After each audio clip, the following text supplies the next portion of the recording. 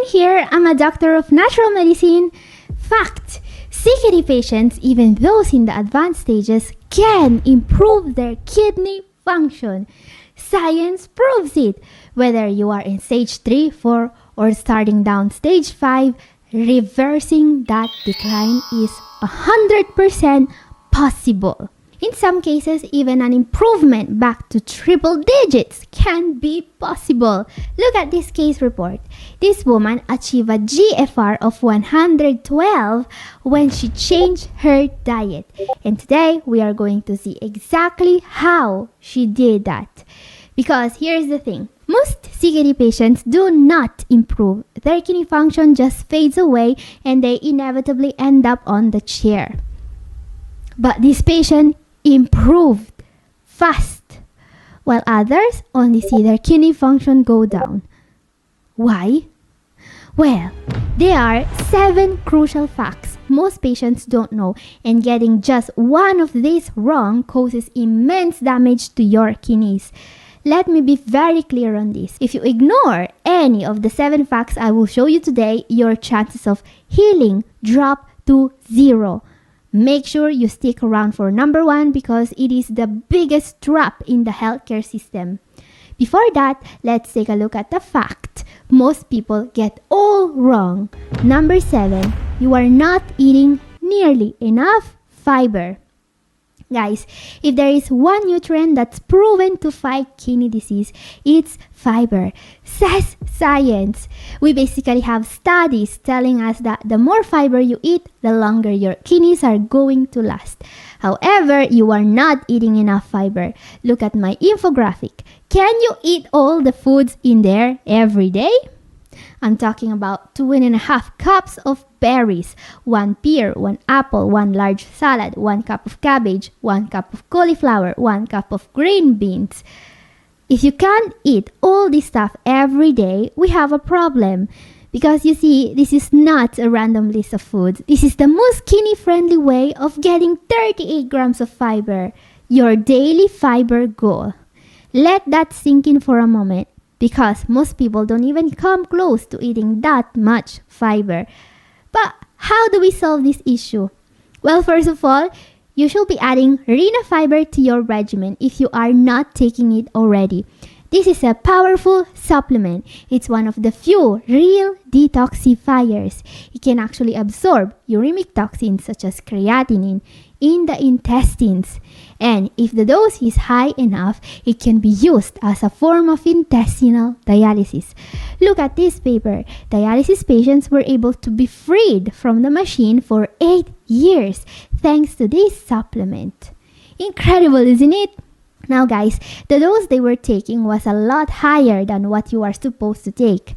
Still, Rena Fiber is the supplement I recommend the most to my patients exactly for this reason. If you aren't taking it already, check the link down in the description or visit renabiotech.co. Okay guys, let's move on. Number 6, fact. Getting more fiber in your diet is easier than you think. So here's the thing. I started to recommend to a lot of my patients pure fiber foods. What do I mean by pure fiber foods? I'm talking about foods that only contain fiber. No carbs, no sugar, no protein, nothing else than fiber. What foods are like that? Well, first of all, konjac rice. Have you ever heard of it? Now, konjac rice is amazing. It is roughly 97% water and 3% fiber glucomannan. It only has around 5 calories per 100 grams and literally anyone can eat it. Not to mention that glucomannan, the fiber in konjac rice, has serious health benefits for people with CKD. It was studied as a way to decrease the accumulation of kidney toxins like p-cresol sulfides and indole. Amazing!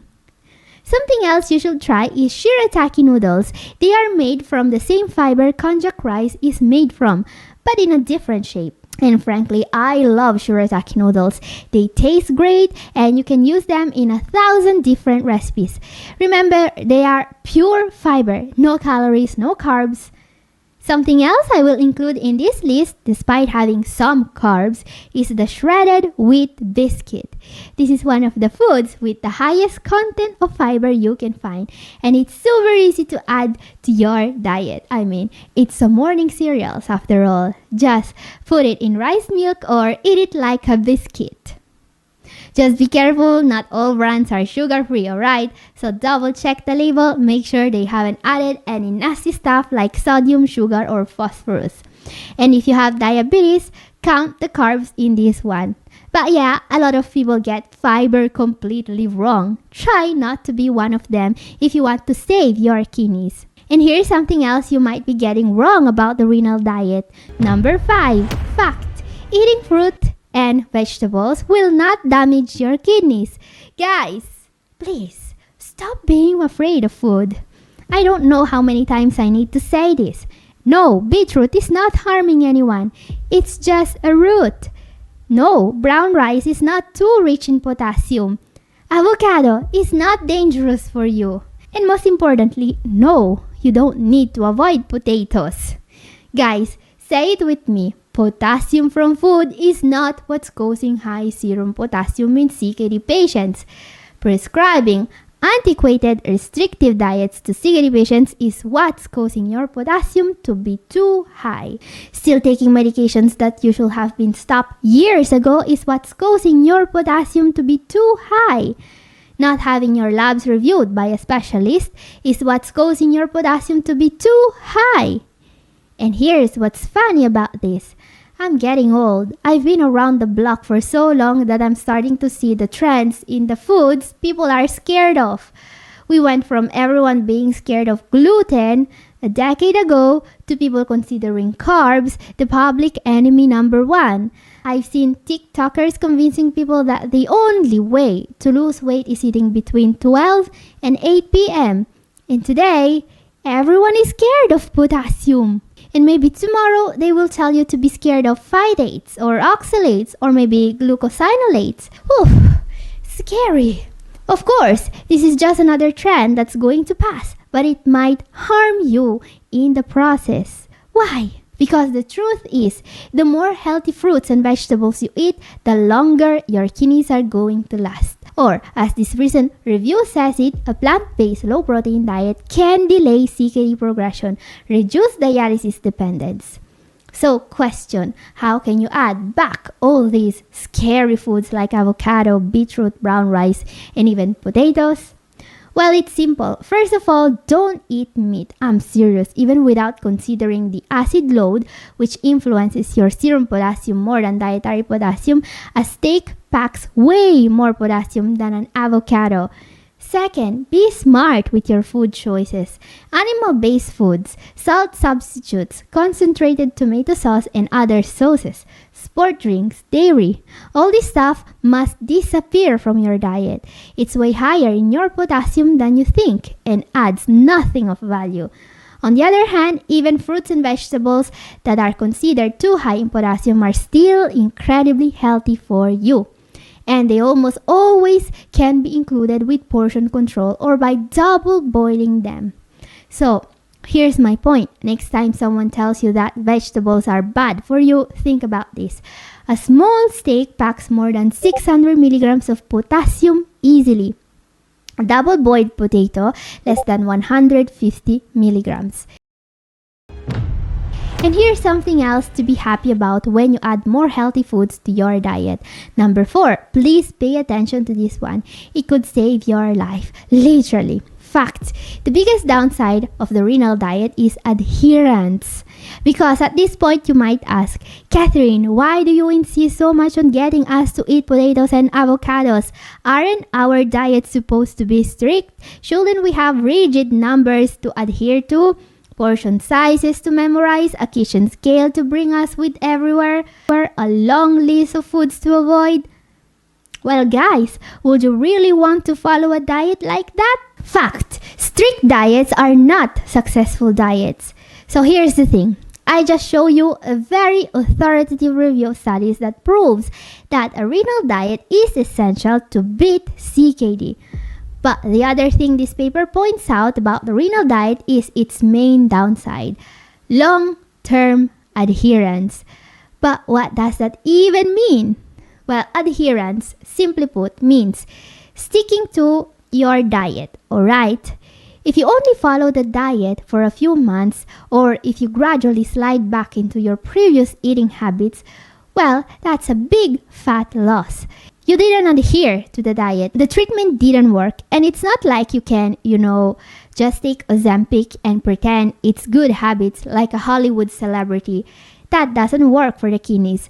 We've already tried. So, what to do then? Well, there isn't really any scientific consensus on how to get people to actually follow a diet, but I can share with you my very own method. So, what you are looking at right now is the draft for a diet for a patient of mine. And here's the thing. Whenever I start a new patient on this diet, they are always a little confused about the fact that there is no menu, no portion, no weight foods, and most importantly, a very short list of high potassium foods to avoid. And here's the thing. That's exactly what makes this diet work. Now let's move on. Let's talk about something that's always banned on my diets and for a good reason. Number 3, fact. Protein is way less essential than you think. So here's a big reason why so many CKD patients keep losing precious GFR points at each and every new lab test. The weird obsession we have with protein. Ask anyone you know and they will tell you that protein is essential and that if you don't eat enough protein, you will literally lose your life. And even in the context of CKD, where high protein foods become literal toxins, patients are still being recommended to eat tons of protein. The result? Stopping kidney disease becomes harder than getting a prior authorization approved by your insurance. Now, I know what you are probably thinking, but Catherine, everyone else says we must eat more protein. Why should we listen to you? Well guys, I've been studying kidney disease my whole career, but you don't need to just take my word for it. Here is the science. Look at this study. It literally says, for most patients with CKD, it is difficult to control their DPI as per the standard range, which means your DPI or daily protein intake is most likely too high, even under the guidance of registered dietitians. Guys, I want to be very clear on this. This study conducted on real CKD patients proved that most patients overshoot their protein goal regularly. They are eating way too much protein. And here's the thing, we are talking about patients that were being closely monitored by a renal dietitian. Let that sink in for a moment, because if you are not being monitored by a professional, you are probably eating 2 times the protein you need, or maybe 3 times, says science. And there is no way you are ever going to stop kidney disease while eating all that protein. So here's my point. If you are going to change just one bad habit today, make it be this one. Stop worrying about eating too little protein and start avoiding the stuff that's destroying your kidneys. Now guys, time to learn the most important fact about your kidney health so many people get wrong. Fact number 2, GFR is not the most important number for your kidney health. There is a lot more you need to take into account. If we look back for a moment at the case we just examined, the woman that got her GFR back to 112, we may notice that not only the GFR of this woman was documented, they tracked her bond, her potassium, her sodium, and well, a lot more. On the other hand, most CKD patients look at their GFR thinking it's the be-all and end-all. But that can lead to some huge mistakes, huge, devastating mistakes. I'll give you a practical example. Let's read a comment I recently received on my Facebook page. Here's what this person says. My numbers were heading into stage 3, but I went carnivore, eating beef, butter, bacon, and eggs, and my numbers jumped back over 90. Now, anyone with a functioning brain will immediately tell you this is probably just an internet troll lying to get some attention, alright? So, why am I feeding a possible internet troll at the attention they crave? Well, because I believe what they are saying could actually be true. Wait, let me explain. I haven't gone mad. I'm not recommending you give up your renal diet and start eating like a TikToker. But there is a reason why I say this could have actually happened. Here it is. GFR is not a precise measure of how much or of how well your kidneys are working. It's not. GFR just measures the amount of fluid your kidneys are filtering. And that's like looking at how much fuel your car is using, alright? Yeah, when you see GFR, don't think about kidney function. Think fuel consumption. And what this person did, eating more meat and being happy about an improved GFR, well, that's like driving for 4 hours with your parking brake on and then bragging about the fact you emptied the fuel tank in a record time. We even have a scientific term for that, hyperfiltration. I mean, for the kidney thing, not your car. So, should you stop trusting your GFR entirely? Nope. Like your car's fuel consumption, GFR still matters a lot, but it's not a perfect indicator. It needs to be considered in a broader context. You also want to look at your proteinuria, at your BAN, your blood pressure, your serum bicarbonate, even your urine-specific gravity should be taken into account if you want to have meaningful information about your kidney function. So that's my point, alright? When it comes to your kidney health, don't focus on your GFR alone. Learn how to interpret your labs correctly. Learn to think like a scientist, not like a Facebook. Because the only way eating is going to raise your GFR is by causing hyperfiltration, aka driving with your parking brake on. Don't do that, alright? Okay guys, time for our number 1 for today, because at this point someone could tell me, well, I don't care about all this hyperfiltration stuff. I will keep eating just like I drive my car. When things go south, dialysis will save me. Oh, my sweet summer child, let's talk about that. Fact, dialysis is not the lifesaver most people think, says science. Take a look at this study. This paper recently shocked the world of nephrology by disproving something a whole empire is built on: dialysis. So here is the shocking news. CKD patients strapped to the machine early do not live significantly longer than those who refuse it. Please let that sink in for a moment, because I've met so many patients with advanced kidney disease. I have seen them drag themselves to clinics 3 times a week, sitting trapped for hours. They come home completely wiped out, losing an entire day just to recover, only to do it again. And for what? The machine does not replace your kidneys. Dialysis is just a crude, mechanical garbage truck. It scoops up basic trash like urea and creatinine, but it fails to clear dangerous phosphorus and completely misses toxins like picresyl and indoxyl sulfate. So patients spend half their life hooked to a machine and the other half recovering. And then this study exposes the heartbreaking reality. Early dialysis doesn't necessarily make you live any longer. The group starting dialysis early survived 770 days, says the study, while the group continuing medical management as long as possible survived 761 days. Yes, patients starting dialysis as soon as possible only survived 9 more days, spent in the clinic of course, than those delaying it by years. And those not getting dialysis weren't even on a renal diet. They could have probably done much better and outlive those on dialysis if a diet was prescribed, but they were only receiving medication. So here's my point. Don't waste away your kidney function by making wrong decisions about your diet. Keep learning like you are doing right now. Do your best to avoid the machine as long as possible.